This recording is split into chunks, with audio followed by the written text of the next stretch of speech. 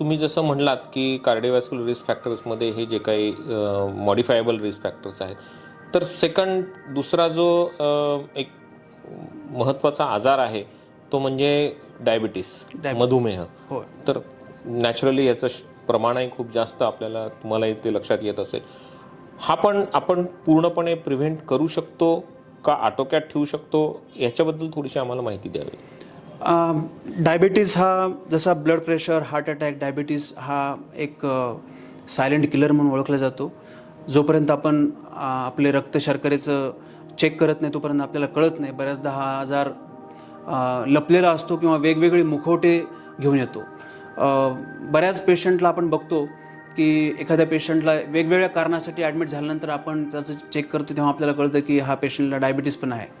तर नक्कीच मला असं म्हणायचं की डायबिटीज हा सायलेंट किलर आहे आणि याच्यामध्ये सुद्धा जे मी सांगितले की मॉडिफायबल रिस्क फॅक्टर हे टाईप 2 डायबिटीजमध्ये कारणीभूत आहे. तसंच डायबिटीजमध्ये हा अनुवंशिक आजार असतो, पण आपण जर याच्या रिस्क फॅक्टरवर जर लक्ष दिलं नाही किंवा काम नाही केलं तर नक्कीच टाईप 2 डायबिटीज होण्याची शक्यता जास्त असते. डायबिटीजचे मुख्यत्वे 4 प्रकार आपण मानतो. एक तर pre diabetes, type 1 diabetes, type 2 diabetes आणि जेस्टेशनल डायबिटीज. जेस्टेशनल डायबिटीज हा गरोदर स्त्रियांना होतो. टाईप 1 डायबिटीज लहान मुलांना होतो. टाईप 2 डायबिटीज हा सर्वसाधारणपणे 40-50 नंतर होतो. आणि आपण जे चर्चा करतोय त्याच्यामध्ये टाईप 2 डायबिटीज हा मुख्य आजार आहे, मुख्य धोका आहे, ज्याच्यामध्ये मेटाबॉलिक फॅक्टर्स किंवा मेटाबॉलिक रिस्क फॅक्टर्स जर आपण नियंत्रणात नाही आणले, आपल्या लाईफस्टाईल्स आपण जर नियंत्रणात नाही आणल्या तर टाईप 2 डायबिटीज होण्याची शक्यता ही खूप जास्त आहे. असं गरजेचं नाही आहे की आपल्या घरामध्ये, आपल्या फॅमिलीमध्ये हा पूर्व इतिहास असायलाच पाहिजे असं काही नाही आहे. ज्यांचं ब्लड प्रेशर आहे, कोलेस्ट्रॉल आहे, वजन जास्त आहे, अशा लोकांना हा आजार अनुवंशिक इतिहास नसतानासुद्धा हा होतो. मुख्यत्वे डायबिटीज हा होण्याचं कारण म्हणजे एकतर इन्शुलिन रेझिस्टन्स किंवा इन्शुलिनची कमतरता. इन्शुलिनची कमतरता ही टाईप 1मध्ये असते आणि इन्शुलिन रेझिस्टन्स टाईप 2मध्ये असतं. बेसिकली काय होतं की इन्शुलिन हे आपल्या शरीराचं एक महत्त्वाचं हार्मोन आहे. त्याला आपण मेटाबॉलिक नीड म्हणतो आणि आपल्या चयापचय जी क्रिया आहे त्याच्यासाठी हे महत्त्वाचं हार्मोन आहे. आणि ह्या हार्मोनमुळे, इन्शुलिनमुळे पेशीमध्ये रक्त शुगर जी शर्करा जी आहे त्यात पेशीमध्ये जाऊन हा एक मेटाबॉलिक प्रोसेस चालू होते आणि जे की आपल्या शरीर दैनंदिन कार्यासाठी लागणारी ऊर्जा निर्माण करते. जर इन्शुलिन रेझिस्टन्स असेल तर ही क्रिया हॅम्पर होते किंवा ही क्रिया मर्यादित राहत नाही आणि रक्तातली साखर वाढायला लागते आणि पेशीमध्ये रक्ताचा शुगरचा शिरकाव होत नाही. तसेच इन्शुलिनची कमतरता असेल, रेझिस्टन्स असेल तर ग्लुकोज प्रोडक्शन लिव्हरमध्ये जास्त व्हायला लागतं, जेणेकरून ह्या सगळ्या प्रोसेसमुळे तुमचे रक्तातलं साखरेचं प्रमाण वाढतं आणि इतर आजारांना निमंत्रण देतं. जसे की हार्ट अटॅक, इस्केमिक स्ट्रोक, रक्तवाहिन्यांचे आजार, अंधत्व, ह्या सगळ्या आजाराला हे डायबिटीज हा आजार मुख्यत्वे कारणीभूत असतो. म्हणजे मुख्य करून मधुमेह हा फक्त ब्लड शुगर लेवल एवढ्यापुरता मर्यादित नाही, तर त्या आजाराचे दुष्परिणाम शरीरातल्या सगळ्या अवयवांवर जवळपास होतात. त्यामुळं त्याची ट्रीटमेंट किंवा त्याचे योग्य ती काळजी घेणं हे खूप जास्त गरजेचं आहे. नक्कीच. मुख्यत्वे हा आजार हा सायलेंट असतो आणि हा इतर आजारांना निमंत्रण देतो. आणि जे येणारे जे आजार असतात मधुमेहामुळं ते जीवघेणे असतात, घातक असतात. तर किडनीचा आजार, डोळ्याचे आजार, हृदयाचे आजार, रक्तवाहिन्यांचे, मेंदूचे, मुख्यत्वे हे आजार डायबिटीसच्या लोकांना किंवा ज्यांना मधुमेह आहे अशा लोकांना हे खूप कॉमनली आणि खूप सापडतात किंवा त्यांना होतात.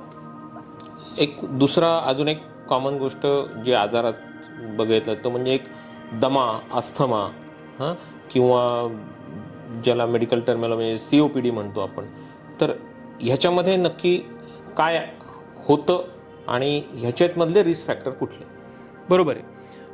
जसं आपण म्हटलं की हे सगळे जीवनशैलीचे आजार आपण आज डिस्कस करतोय, तसंच COPD म्हणजे क्रॉनिक ऑब्स्ट्रक्टिव्ह पल्मोनरी डिसीज, ज्याला आपण क्रॉनिक ऑब्स्ट्रक्टिव्ह लंग डिसीज असं म्हणतो. मुख्यत्वे ह्या आजारामध्ये जी लंग्सची एअर हँडलिंग कॅपॅसिटी जी आहे, जसं की फुफ्फुसाचं जे मुख्य काम आहे की ऑक्सिजन घेणे आणि कार्बन डायऑक्साईड हे सोडणे, तर ही प्रक्रिया याच्यामध्ये मंद होते आणि लंग्समध्ये एक प्रकारचं प्रेशर वाढतं, रेझिस्टन्स वाढतं, जेणेकरून पेशंटला हा आजार होतो आणि जी आपली ऑक्सिजन घेणे आणि कार्बन डायऑक्साईड सोडणे ही प्रक्रिया याच्यामध्ये हॅम्पर होते आणि याच्यानंतर हे लंग्स निकामी व्हायला लागतात आणि हा आजार क्रॉनिक आहे. मुख्यत्वे याचे जे रिस्क फॅक्टर आहेत हा आजार होतो कुणाला, तर आजकाल आपण बघतोय की आपले सगळे हे लाईफस्टाईल म्हणा किंवा जीवनशैली याच्यामुळे जे पोल्युशन जे आहे ते इनडोअर पोल्युशन असेल, आउटडोअर पोल्युशन असेल, तसेच वेगवेगळ्या कंपन्यामधून बाहेर निघणारं पोल्युशन म्हणजे जे आपण स्मोक म्हणतो किंवा वेगवेगळे केमिकल्स त्या स्मोकच्या माध्यमातून बाहेर पडतात फॅक्टरीजमधून, त्याला आपण एन्व्हायरमेंटल एक्सपोजर ऑफ केमिकल्स म्हणतो किंवा एन्व्हायरमेंटल एक्सपोजर ऑफ टोबॅको हे म्हणतो. तर हे कारण आणि सगळ्यात मुख्य म्हणजे स्मोकिंग, टोबॅको स्मोकिंग ह्या कारणामुळं हे आजार आज याचं प्रमाण जास्त बघायला मिळतं आहे. तसेच वेगवेगळ्या प्रकारची जीन्स आहेत, त्या जीन्सच्या आधारे असं लक्षात आलं की हे आजार जेव्हा इतर फॅक्टर्स कारणीभूत असतात, एन्व्हायरमेंटल फॅक्टर्स, पोल्युशन, तेव्हा आणि पर्टिक्युलर जीन्स जर उपलब्ध असेल तर हे आजार लवकर त्या पेशंटला ग्रासतात. त्याचप्रमाणे वेगवेगळे इन्फेक्शन, पेशंटला रिकरंट जर व्हायरल इन्फेक्शन होत असतील, ट्युबरक्लोसिस असेल तर हा आजार त्या लोकांना जास्त होतो. आजकाल आपल्या याच्यामध्ये मेट्रो सिटीजमध्ये क्राउडिंग खूप जास्त वाढलेलं आहे. लोकांची एका रूममध्ये खूप मोठमोठे फॅमिलीज राहतात. तो ओव्हर क्राउडिंग आणि ह्या ओव्हर क्राउडिंगमुळं पोल्युशन वाढतं आहे. लोक खूप स्मोकिंग करत आहेत आणि त्या स्मोकिंगचा इफेक्ट फक्त त्या रुग्णावर होत नाही तर आजूबाजूच्या त्याच्या फॅमिली मेंबरवर होतो.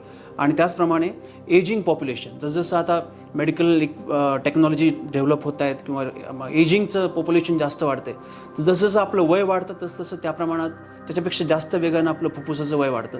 तर हे सगळे फॅक्टर्स आहेत जेणेकरून जे की COPD ह्या आजाराला, ज्याला क्रॉनिक ऑब्स्ट्रक्टिव्ह लंग डिसीजसाठी हे कारणीभूत आहेत. स्मोकिंगमध्ये कायम एक शब्द ऐकण्यात येतो की पॅसिव्ह स्मोकिंग किंवा सेकंड हँड स्मोकिंग. हे नक्की काय म्हणायचं असतं आणि हे कधी धोकादायक ठरू शकतं?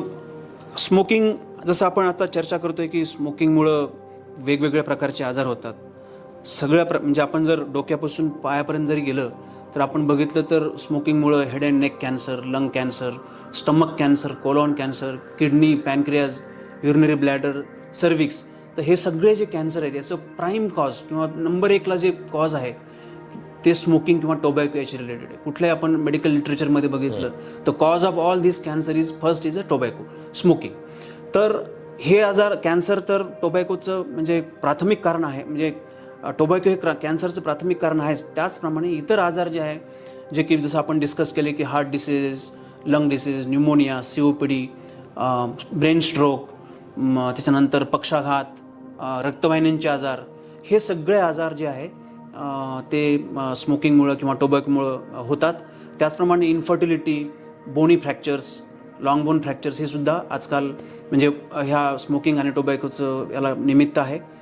आपण प्रश्न जो विचारला की ॲक्टिव्ह स्मोकिंग आणि पॅसिव्ह स्मोकिंग. आता ॲक्टिव्ह स्मोकिंग तर डायरेक्टली ते पेशंटला, जो कोणी तो स्मोक करतोय त्याला ते हार्म करतं, पण त्याच्या संपर्कात जर कोणी दुसरा व्यक्ती असेल तर तो त्या ॲक्टिव्ह स्मोकिंगचा त्याला तो बळी पडतो म्हणा किंवा त्याला तो एक्सपोज होतो.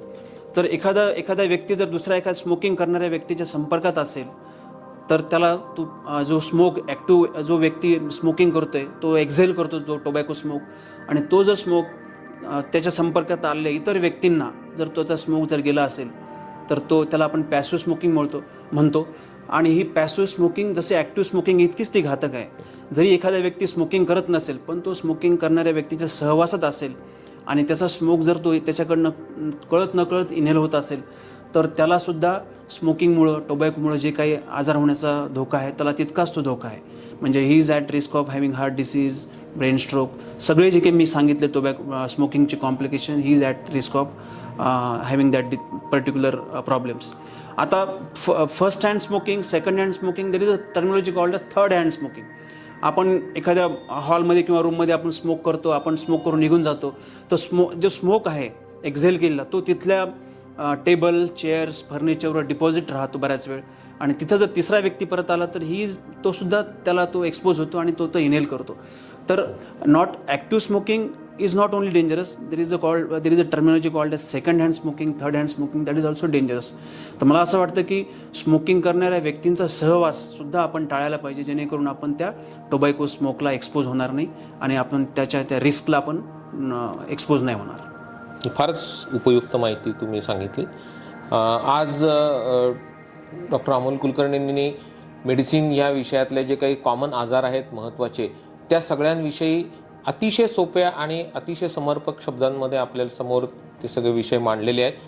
एक त्या विषय खूप मोठे आहेत, पण त्या विषयाची एक ओळख आणि सामान्यतः सर्व माणसांनी काय काळजी घ्यावी प्राथमिकरित्या, रुग्णालयात यायच्या अगोदर आपण काय काय करू शकतो याच्याबद्दल त्यांनी खूपच सविस्तर आणि चांगलं मार्गदर्शन केलंय. आज मी सेठ नंदलाल धूत हॉस्पिटलकडून तुमचे आभार व्यक्त करतो. पुन्हा भेटू आपण. नमस्कार. नमस्कार. नमस्कार.